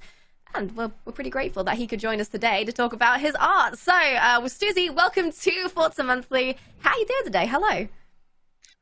I'm doing really well. Thanks for having me. How are you? I am doing well as well. It is boiling hot. I'm sure you're in the same position I'm in right now. In the UK, it's getting pretty warm. Hopefully, you're not wearing jeans. Nope, I live in Scotland. Oh, well, you're fine then. You're fine there, yeah. It's like about 10 degrees colder in Scotland all the time, isn't it? That's pleasant. Yep. Oh. Jealous. Well, welcome to Forza Monthly. Hello. We've seen your name over and over again on the show at this point. Like every single month, there's always something. I think it was last month or the month before you did the hamster, right? The delivery of the hamster, which I think we'll see in a minute. We'll see a picture of again. But yeah, it feels like we are shouting you out every month because your work is so fantastic and you are such an integral part of the livery designing community at this point. You're basically a wizard when it comes to livery design in Forza. So tell us how long you've been playing Forza. When did your journey start? So I started playing Forza, the original one, with the first one. But that was just as a racing game. I got into painting, making basic race liveries in Forza 2. So that's a good 15 years ago now. Forza 3, I was ready for that. I did the midnight launch at my local store and got the collector's edition and was from there painting as best as I could from there on. Absolutely. Okay, so tell us, what was the first paint you attempted and like what was it that sort of got you hooked on creating liveries? The first realistic looking paint I attempted was a Transformers cover, a DVD cover I had. I did Optimus Prime, but the vinyl was too big to be used anywhere that would be good on a car. So I just have this single screenshot of it on like the bed of a truck because it was there, but I couldn't do anything with it. Yeah, but that was my first one that looked good, and I progressed well from there, you know. Yeah, absolutely. I mean, what was it about deliveries that got you hooked then? What was it about recreating them that you enjoy? So I've always been an artist, drawing and being creative like that. This gave me an outlet because I've always loved cars as well. The main reason I did it, the main reason I do it now is I like the end product, the finished product, to see how good it looks when it's done. Yeah, absolutely. So what would you say was the sort of breakthrough livery? You've been doing this for such a long time at this point. Was there a point where you were like, oh, something more is happening, I'm not just creating these, people are noticing? In 2014, I started to stream a bit and get a bit more noticed by the Forza community, and in August 2015 I won the IGN livery contest, and they put my Forza 6 livery that was on a Ford Focus onto a real Ford Focus RS that you can see in front of you right now. There it is. That's the picture right there. You see it. Yep. It was driven by the Stig at Gamescom in Cologne, and it's still today is one of my proudest achievements. You know, to go from creating really something on your Xbox. Yes, very, very much. Yes. Yeah, exactly. You're sitting there in front of a screen and then like actually seeing it in person, in real life, being driven by someone is quite a different experience, I imagine. Yeah, it is. Yep. And you joined PTG shortly after that, right? What was it like joining PTG back then? So it was a smaller team than it is these days, and I knew I wanted to be part of the team. A lot of friends were there. I knew they had a reputation for being good, for creating quality and hosting events and such like that. So I wanted to be involved, and after winning the IGN contest, they invited me to be part of it. This livery on screen here, I wanted my best friend in the team as well, PTG Fox, and to do that, I wanted to help raise his awareness. And while I was visiting him at his house, I logged into his Xbox, and together we created this Kimmy livery, where I painted the image on the side and then he painted the images on the hood. And it was the very first Xbox collaboration since Forza 4 when you're able to gift cars backwards and forwards so other people could work on them. You can't do that now, so this was the only way that it was possible. And yeah, it put him on the map and helped get him on the team, and now he's the king of animation on Forza. He was on one of your first guests, I believe. Yeah, that's a long time ago now as well. Yep. Flippin' egg. Well, so there was another iconic livery you made that made the rounds, was the design you actually made for this show. So do tell us more about this Forza Monthly livery we see here on the screen. So this was a competition run on the Forza forums a few years ago, and the prize for it was for the car to be gifted out to every Forza 7 player. It took me 3 or 4 drafts to come up with this as the final layout. I was quite happy with how it looks, actually.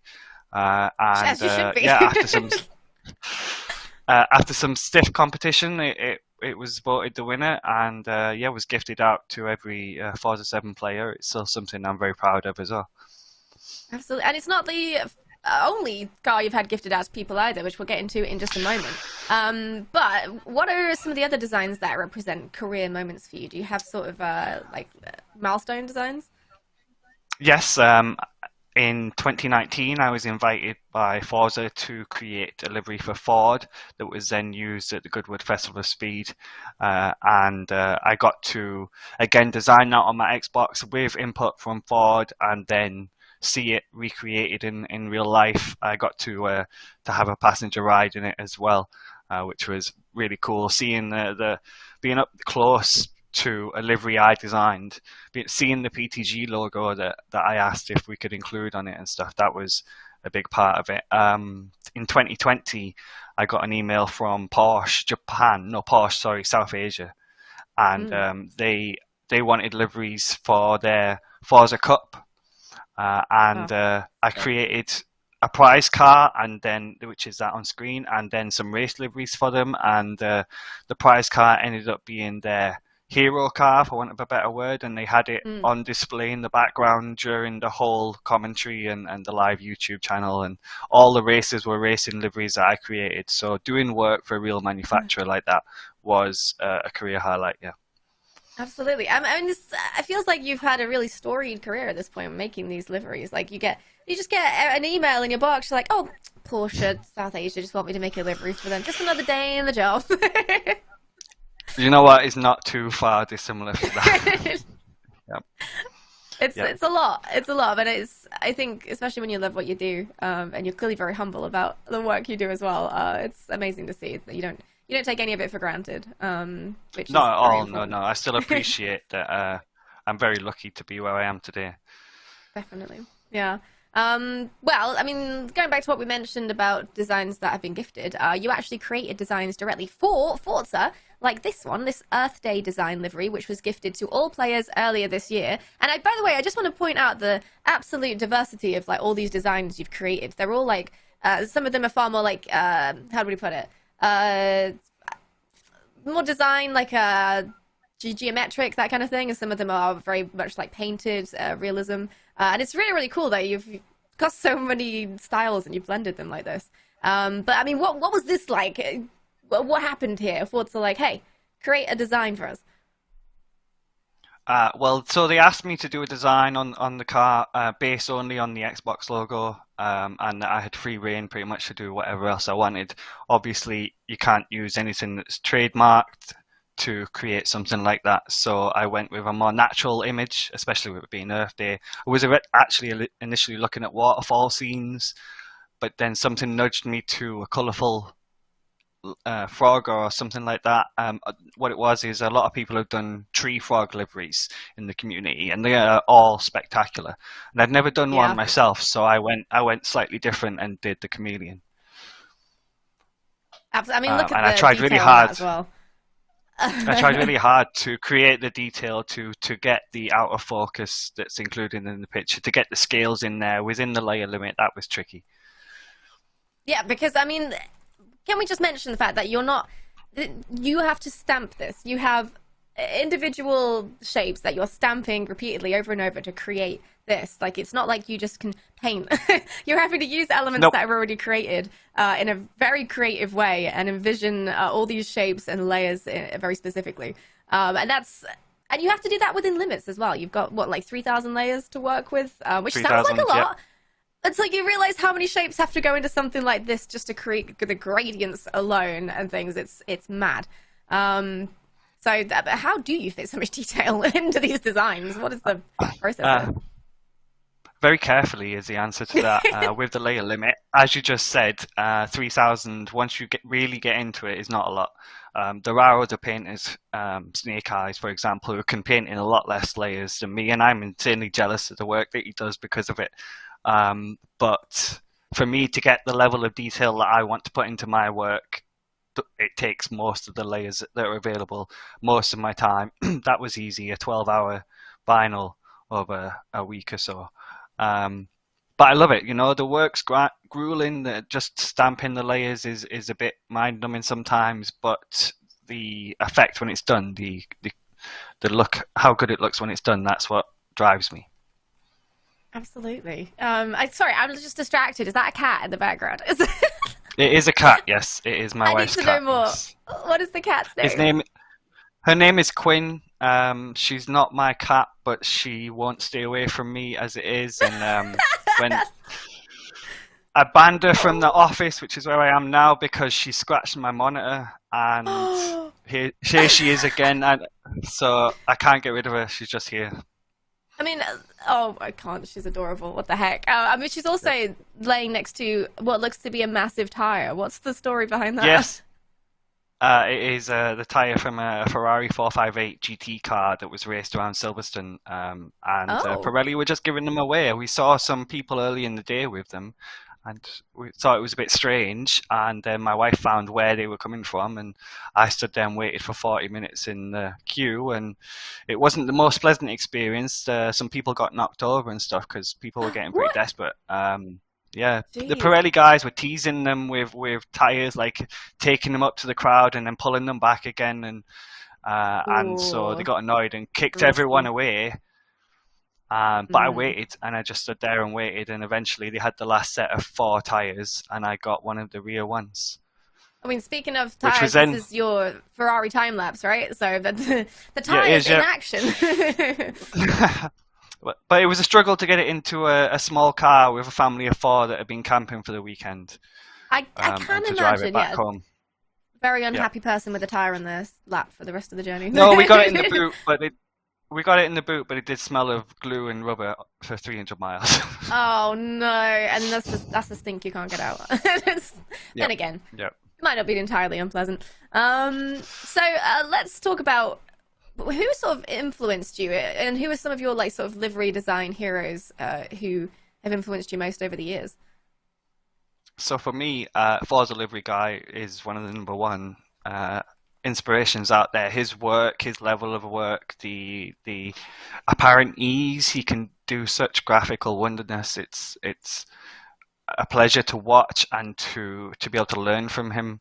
There's also then Mesosphere, who is another person that I just absolutely admire and have looked up to throughout my painting days. And then there's PTG Fox. Without him, I wouldn't be where I am today. My early skills were shading. As you can see from some of my images, I can get the effect and the feel of the picture quite right, but my accuracy was off, and I couldn't get the face looking like the person it was supposed to be. PTG Fox introduced me to using a grid over my source image, and then using the Forza grid to match that up, and since then there's been no looking back. There is Hammy, as you mentioned earlier on. Yes, the famed Hammy that we mentioned, which I still, when you looked at the process earlier of you designing that Ferrari, and you look at this, and the same process, just applied slightly differently to a different picture. It's mind-blowing to think about the detail there. Well, is there anybody else you want to shout out then before the end? Before we leave? Not my team, my family, obviously my wife. She's been very supportive of me doing this as a career. There were early days which is like, oh, if you don't want to go to work, you can just stay at home and develop your Forza career. And I didn't do that, but I did work on it while I was still working. Wow. And here I am today. So thank you to the team, thank you to Forza, the community, because it's you guys that we do this kind of stuff for. You know, the encouragement and support over the years has been incredible. So thank you all. Absolutely. Thank you so much, Doozy, for joining us today. It has been a pleasure, and hopefully we'll see you again. Yeah, Andrew, thank you. And we are always on the lookout for more fantastic Forza content creators like PGG Stoozy. So if you know someone who deserves a feature, please nominate them at aka.ms/Forza Spotlight. And right now, it's time to check back in with Charlie and Playground Games for more on the Forza Horizon 5 Series 9 update. Take it away, Charlie. Thank you so much, Leah, and welcome back to the Playground Game Studios. I'm still here hanging out with Mike Brown and Tom Butcher, who are filling us in on everything coming to Series 9 starting next week. We touched on the festival playlist and Hot Wheels themed rewards a little bit earlier, but there is still plenty more to cover. So Tom, I'm going to jump to you first. Horizon Stories Co-op is making a return in Series 9, but what's new this time around? Yeah, so we obviously had co-op in Horizon 4. You could play Horizon Stories with your pals, and we brought it back for Horizon 5. I know a few people were sad that it wasn't here, so here it is, and you can play with up to 6 players. We are doing the first chapter. I'm looking at my screen. I shouldn't do that. They've given me a tiny little TV that I'm squinting to see. In comparison to the other one as well, it's laughable. So when people are slating my drive-in, just remember that. It's only slightly worse than it normally is. And yeah, a fun thing about this is that obviously Mike is driving with Alejandra in his car. On his screen, I'm driving solo and just tagging along. Coming along. Can't hear their conversation. They know what they're talking about. I think you probably can still hear. Oh no, you can't. You can't. In the blending of yes. in the blending of multiverses. Yeah. Yes, sorry. Where I was going with that is on my screen, I've got Alejandra in my car. Mike is riding solo. So we solved for the fact that there would be 6 Alejandras, and that, yes. that would be weird. That would, the story wouldn't make sense anymore. So no, so yeah, I'm going to go as the crow flies here. oh my gosh, yeah. No, I need to. Yeah, and yeah, this is so. We asked Torben, everyone's favourite game designer, which would be a great chapter to show off co-op in Horizon Stories. And he thought about it for about 4 to 5 seconds. And so, Yes. what about this one? The first one. So we're doing the first one. I think he felt that it would be fun to all be in flatbed trucks. So we're going to do that. So we're picking up Papa Fernando. Shout out to Papa Fernando. Hopefully chat is enjoying that. Pour one out for Papa Fernando. We've got his Boccio, and we're going to be taking that back. Yep. Now, narratively, this is going to make things a little weird because there's now going to be 2 flatbed trucks. And 2 Papa Fernando Beetles. Yeah, you're now staring into the abyss of having 6 Papa Fernandos, potentially.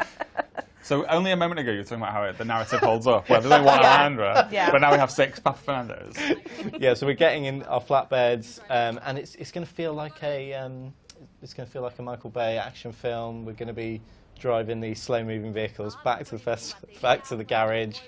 Here we go. This is going to be the friendliest drive I've ever seen on this screen as well, isn't it? As it was in rehearsal. Yeah. It's cooperative. You have to work together. You're not working against each other. Yeah. Even though this is the most trolley vehicle in the game. One of us is driving the Boccio back. One of us is driving shredded newspaper. Just the other stuff that was in the bar. Or Papa Fernando. Sorry, that was inappropriate. So does this mean there's 6 of everything then? I mean, we saw in the cutscene earlier there's just the 1, so there's some suspension of disbelief between the 2 elements. Yes, so when you're playing with 6 players, you'll have 6 flatbed trucks going down this wholly inappropriate for 6 flatbed truck road back to the garage. And, antics and shenanigans can occur. So we ask that you suspend your disbelief but embrace the joy and fun of the experience. The hilarity of it all, absolutely. And the great thing about the flatbed is it's really manoeuvrable. Oh no, I've missed the jump. Oh, Papa Fernando, forgive me.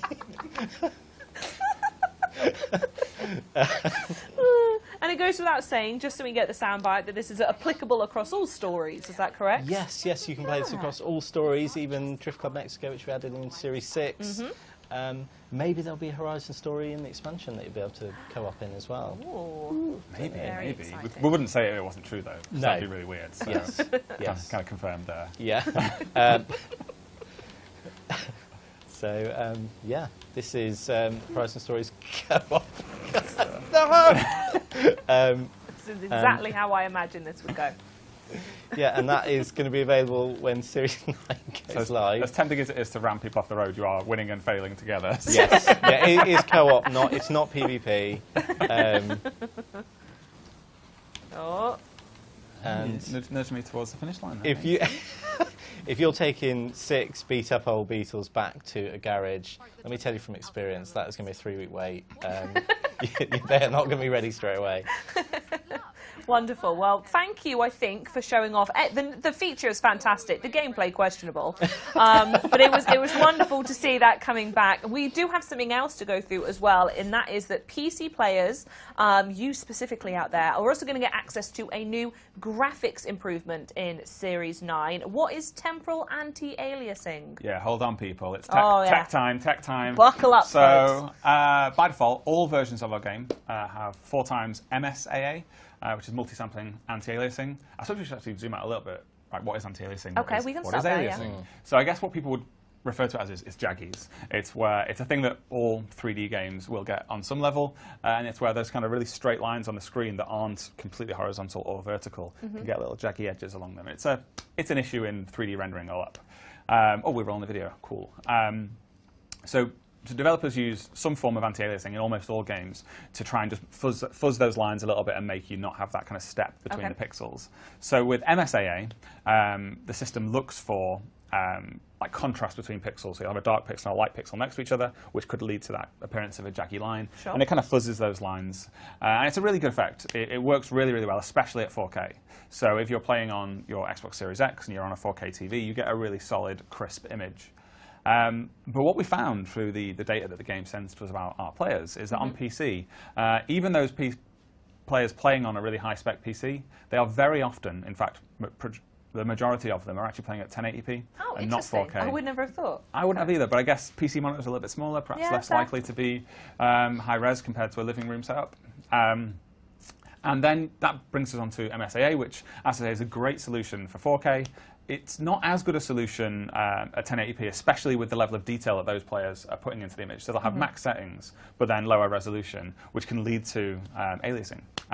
So we're adding temporal anti-aliasing. Temporal anti-aliasing, rather than doing it over a single frame that MSAA does it over multiple frames, kind of the frame ahead of where you currently are, to look for those high contrast areas between 2 pixels and kind of blur those or blend them together to give you a really, really crisp image. It's actually a really cool effect at 1080p. So if you are a PC player and go dig out that setting, you get a really, really solid, crisp image.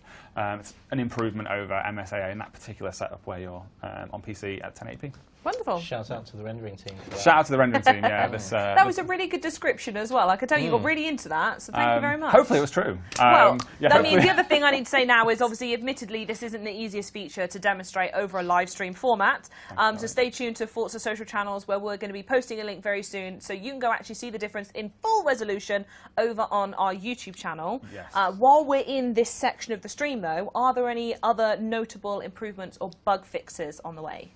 Why, sure, there are. As I glance down my notes again, so we fixed an issue where, if you had a 12-player convoy and you were going into Event Lab events, especially complex ones, sometimes you could experience like disconnects and bad times. So we've fixed an occasion where that could take place. We fixed a couple of exploits around car gifting and photo mode. We fixed an issue where players could lose progress on daily challenges on the playlist. And we've also, a couple of additions now to switch focus. We've added a duplicate car filter now to the car select screen, so players which have... Yeah, let's have a look at that. So players that have like multiple setups for their cars, or just want to pick out duplicates, they've now got a duplicate filter. It'll only appear if you have duplicates. Oh, that's brilliant. I love that.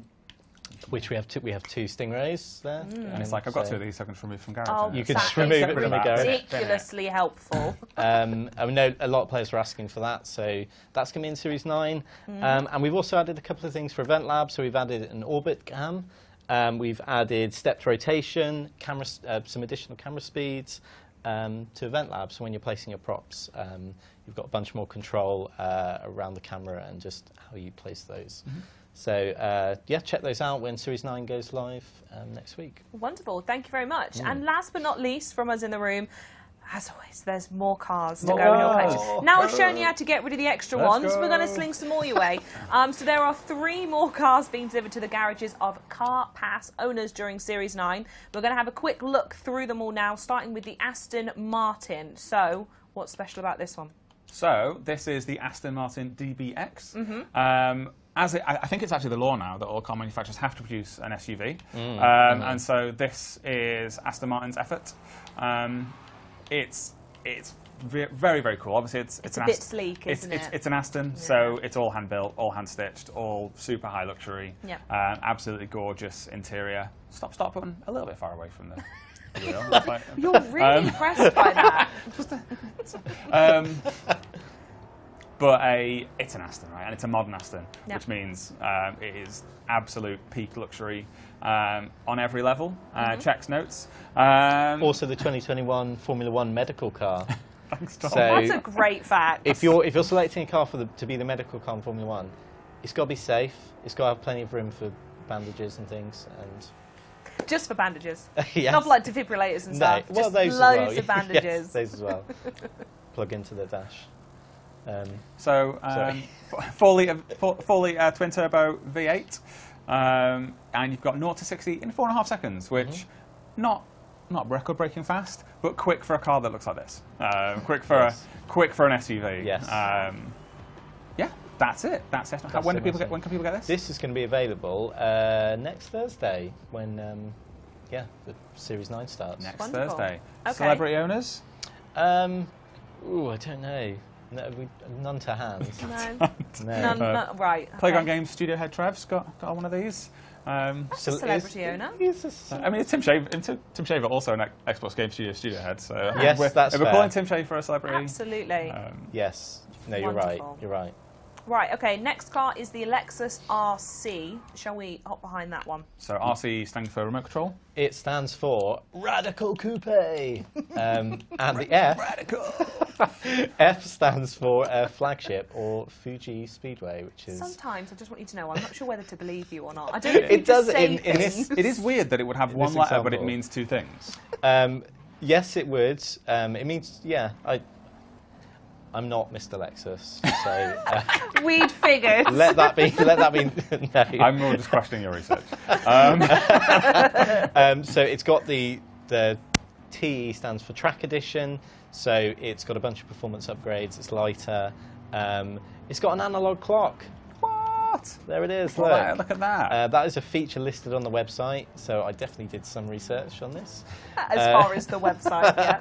Well, it is usually the hallmark of a luxury car that would have an analog clock. Yeah. So yeah, very nice. call out. And those performance upgrades are going to see you doing 0 to 60 in just under 4 seconds. So no slouch. Pretty modest boot space at 370 litres. For this sort of car. I did check the Aston's got 630. So, Wow. Yeah, that is. Whoa. That's a double week shop for sure. For sure. I love this measurement that we've just invented on these streams. It's how much of a weekly shop you can fit in the boot. I think last time you were talking about how many litres of orange juice. Because liquids fill all the space. So that's why it's in much litres. more orange juice in the Aston than the Lexus. Yeah. Okay. But it's still got room for, what was it, 370-ish. 370-ish cartons of orange juice. I wonder if you did like mango juice or something. It might be a bit denser. A bit denser. Might affect Thick. handling. Might affect vehicle handling it. Thicker. And resident car expert Chris Phillips described this as a real gem of an engine. Quite revvy, he also said. Just really- imagine him with that oily rag in his hands, just. I just love that you went with the accent. In the Sorry. end. Yeah, Chris. an accent that wasn't Chris's accent, just like.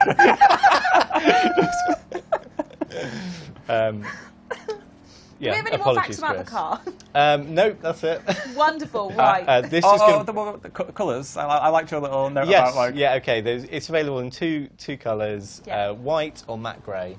So if you like any other colours, No. you are not going to be able to get those from the manufacturer. The white but in looks- our the game, white looks pretty cool. in our game, you've got lots of colours. So That's good.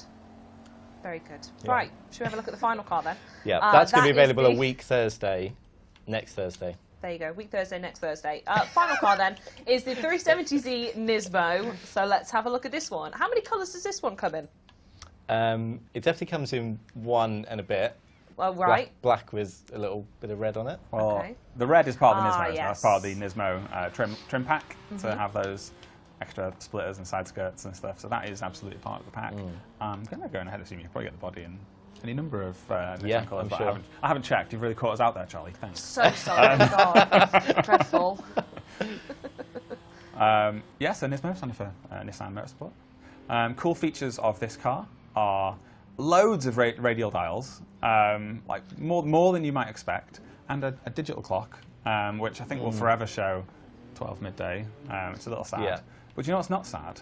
Is it's got that quite big outside temperature gauge on there, which actually functioning. That actually is the current time in game right now. And if you're playing in winter up in the snow, that would drop right down to well, negative whatever it is up there. That is So, cool. If you owned a 370Z Nismo and your time is stuck on 12 AM, what are you doing with that? Are you taking that to the dealer? Or? I mean, if you actually were to ever get into my car and look at the amount of settings I've never bothered to set up, then I can confirm. I can confirm. Like, you know how you have your sat nav to home? I've never even bothered to put the postcode in, so it's just. My car is still on GMT. So not bothered to change it to Good BSD. Lord. So. Last question. Any celebrity owners that we're aware of this one? Well, I think based on the badge there, maybe Zorro. Zorro might be a celebrity owner. Yeah. It's a great estimation. I'm going to go with it, Yeah. yeah. If Zorro was to have a car, it would be the Nismo. I'm almost certain. Wonderful. Just enough room for his fencing Fencing. stick. Whatever they call Fencing stick. Fencing pole, what they call it? You could This say is you a man make who's seen a game picture of about Zorro. cars and not fencing with a fencing stick. Anyway, that was a fantastic selection of cars and a great finale, by the way, to Forza Horizon 5 Car Pass. As from July 7th onwards, the Forza Horizon 5 Car Pass garage will be officially complete, and players will be able to redeem the full 42 car collection from the Car Pass menu at any Horizon Festival outpost or player house. But Mike and Tom, that is it for today. We did it. Another show in the done. That's bag. everything. There's so much more to look forward to in Series 9, which is available for download next Tuesday from the 21st. As I said, that's it from us in the studio, but we are now going back over to Leah and Ali, who will be breaking down all the community events right after this.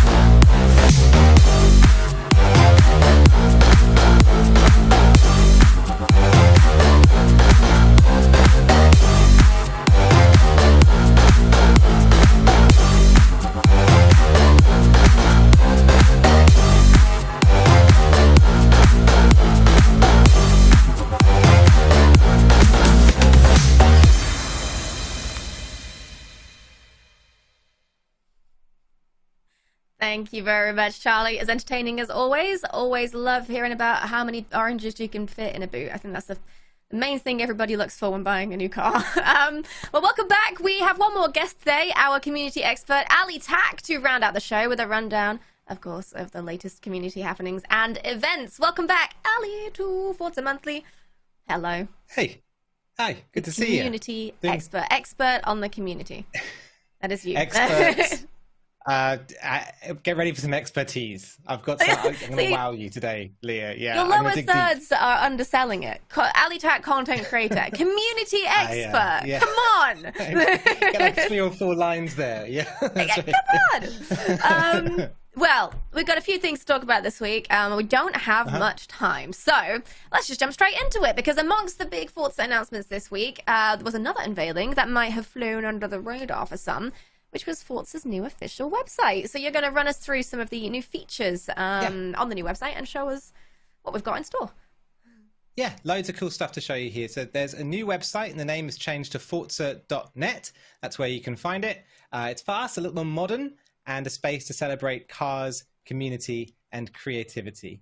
We're starting off on the home page. You can always reach that by clicking on the icon in the upper left corner, Forza logo there. This gives you loads of useful links. It's very shiny as well as you scroll down, which I like, and gives an overview of all the current happenings in the world of Forza, including links to social media. And I'd recommend you follow along there for all the freshest Forza memes. And you can find out more about the studios behind the wheel of your favorite Forza games at the bottom of the page. All right, next up, we're going to have a look at the news page. This is where you can catch up on blogs and videos and all things about Forza. These are color-coded. Forza topics that cover both games are in red, Horizon is in pink, and then Motorsport is in yellow. You can dig into blogs, all sorts of stuff there. There's also videos right here on the site. So, for example, it's a great spot to catch up on the latest content from last week's showcase, which I've been doing over and over. Lastly, I want to show you my favorite page on the site. This is the community one. It starts off with featured individuals and groups from around the community. Some familiar faces here from previous Forza Monthly shows. There's also some groups represented here, and you can click on links and get involved and find out more, and loads of cool stuff to look at there. Next up, just underneath, is the featured events tab. Here you can grab tune-in information for official and community run events. The community events are selected from the most prominent and active Forza community created groups. So to promote your own event, it's actually best to start in the forums or over on the official Discord. Beneath the events are the most recent contest-winning photos and liveries from the community. For now, we're showing them one at a time, but to get yours up there, just head to the forums and enter the competitions. Here it is, the My Forza link, super useful and a long time useful thing in the community. Click on there and you get to the personalized hub where you can view photo galleries and much more. And finally, some links to the forum where you can get involved with community competitions, and also the support site where you can grab release notes, FAQs, and submit tickets for troubleshooting. So yes, everything you could ever want in Forza at forza.net. Check it out. There we go. It's awesome. And that's it. You've got Twitter, you've got Discord, and the new website. So loads of different ways to digest all that delicious information if you would like to, which you would, I'm sure. So if you want to stay up to date with events, then there you go. 3 different options. And speaking of events, one event that starts today is the Drift and Win Rivals in Forza Motorsport 7. Now, we haven't actually seen a Drift Rivals in quite a long time, so this might be new for some people. Explain the format. What is this? Yeah, so Drift Rivals are awesome. If you haven't taken part in one yet, it's not about your lap time anymore. It's not about how fast you can go around the track. Instead, it's about kind of how much flair you can give as you go around the track. You've got to turn the traction control off on your car and hang the back out as you go around corners. I'd recommend actually going into the hub and turning on the drift scoring for this. That way you can see what gets you higher scores and what helps you out. It's basically drift angle and the speed that you're going around the corner, but it's a really useful thing to have up. Check out the drift hub. You can also race any car in this. So there's not one specific car, even though we've got a Maserati on the poster here. You can bring anything you want as long as it's rear-wheel drive and race it around there. The track is Suzuka East, so everyone's going to be on the same track, but any car that you want. It also means you can get great paints behind it, which is kind of cool.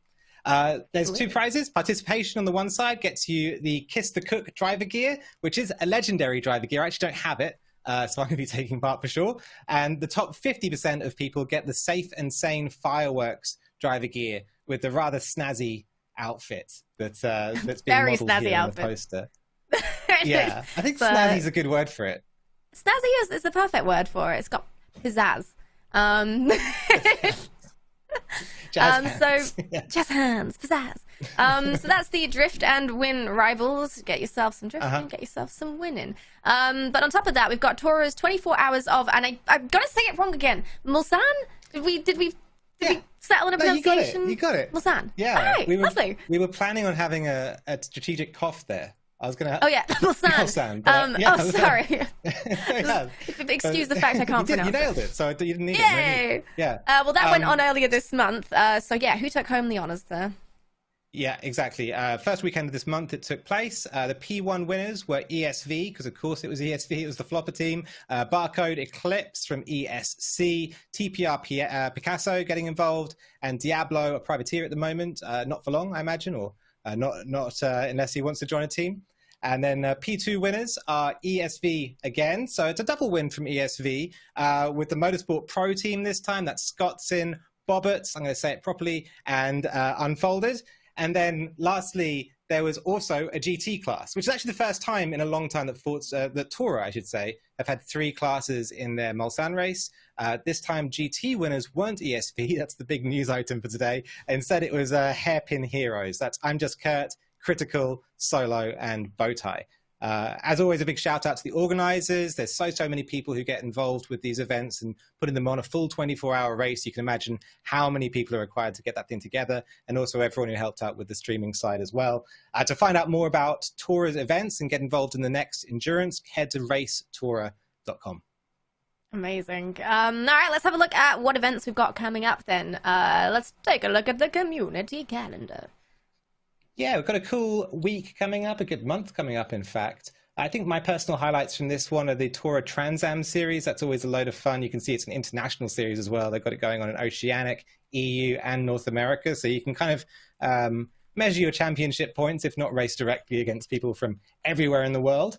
The PTG Volvo S60 Racing Series is bound to be good. That's an epic car. I love Volvos, so that's a good one to get involved with. And lastly, the FH5 UK, right at the end of the month, 30th, the Jubilee giveaway. I just love it. I like anything to do with the Jubilee. Let's go. You know, it sounds fun. And we all love giveaways. I mean, how could you not love a lovely giveaway? How could you not love a giveaway? Yeah, there's nothing wrong with a giveaway. Oh God, no. All right, is there anything else you want to mention before we must depart? One more thing, you're absolutely right. Between that and news round, just lastly, to mention that on the weekend of the 25th and 26th, PS UK are going to be putting on a charity weekend supporting the Priscilla Bacon Foundation. That's in memory of a community member who sadly passed away, and the whole thing it's a really nice event. They're a community who've raised loads and loads of money over the past few years for charity, so a really nice cause and a really nice group to get behind. I'd really recommend heading on over to UK_pitstop on Twitter, where you can get a donation link and also get a link to get involved with the event. So yeah, one more thing, there it is for you. Yeah, it's always one more thing. Excellent. Thank you so much for sharing, Ali, and we'll see you next month. Have a good one. All right. Laters. Bye. We're nearing the end of the show now, but before we go, I do have a couple of announcements.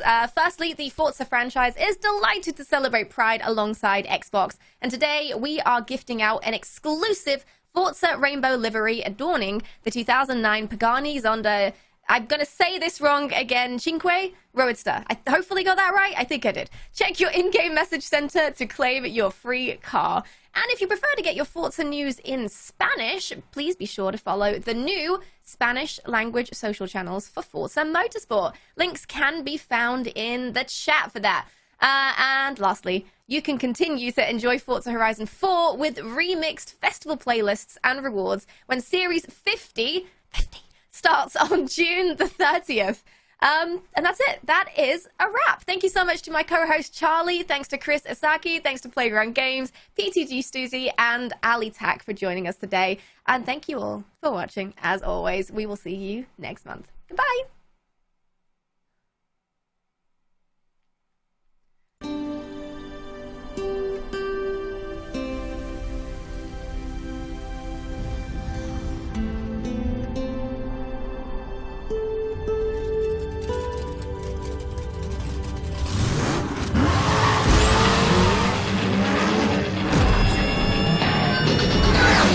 Somewhere over the rainbow way.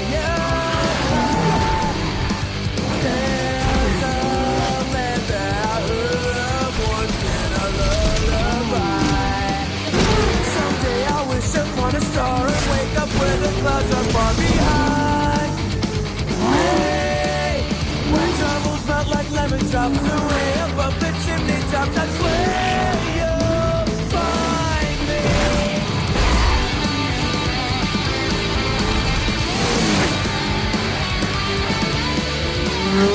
If happy little bluebirds fly across